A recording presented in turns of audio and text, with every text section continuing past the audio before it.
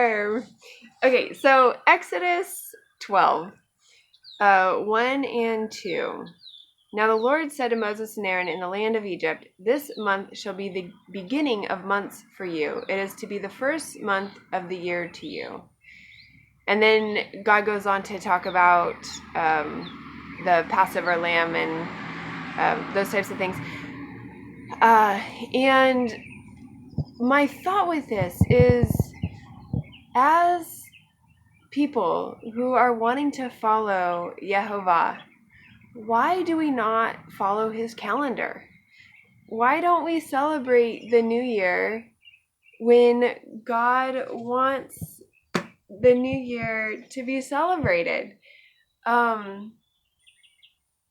Yeah, I mean, I think we just tend to go with the tradition of the land, but why? Why? It's just interesting to me. And then also related to that, generally speaking, as people who are wanting to follow and be close to Yehovah, why do we generally not celebrate the holidays that he says he wants to celebrate with us? And why do we celebrate holidays that he, has said nothing about? Just speaking with the calendar generally, why do we have church services on Sunday? Like, where in the Bible does it say to switch to Sunday? It's just an interesting thing. Something that I learned actually at the Feast of Tabernacles this past year. There was a woman who has her doctorate in, I think, historical cultures or something like that. And she's a Messianic Jew. And she was saying how historically countries would, their new year, their year would start at the birthday of the king. And so every time a new king took power, the new year would change to whatever that king's birthday was. And it made me think. Also listening to Jonathan Cahn, I used to think that Jesus was probably born around the Feast of Tabernacles because of John. He tabernacled amongst us. And then listening to Jonathan Cahn, he made the argument for Jesus probably being born in the spring and around the time of Passover. And so I forget all the arguments that he says, but he convinced me that Jesus was probably born in the spring.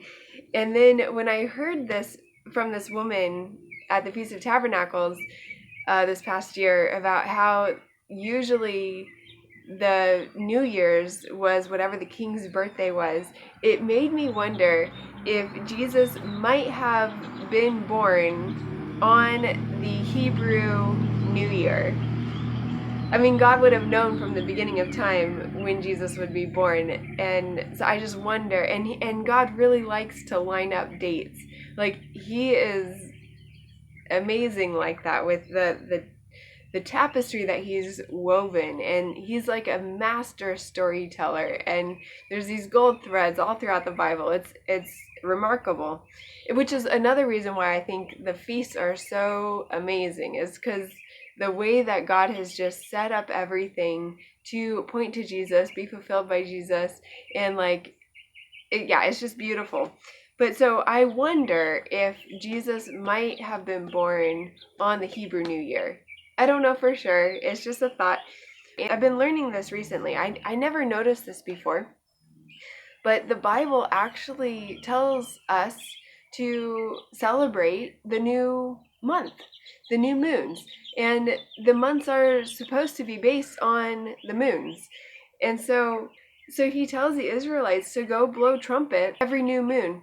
And so this fellowship that I'm a part of right now, we do that. We have a potluck every new moon, and when we see the new moon, we blow trumpets, and because God says to do that, and it's fun. It's really nice to get to be together and to, acknowledge God and every month what He says to do, and it's like it's just great. You know, following what He's actually told us to do. I do feel like it brings me closer to Him when I do that.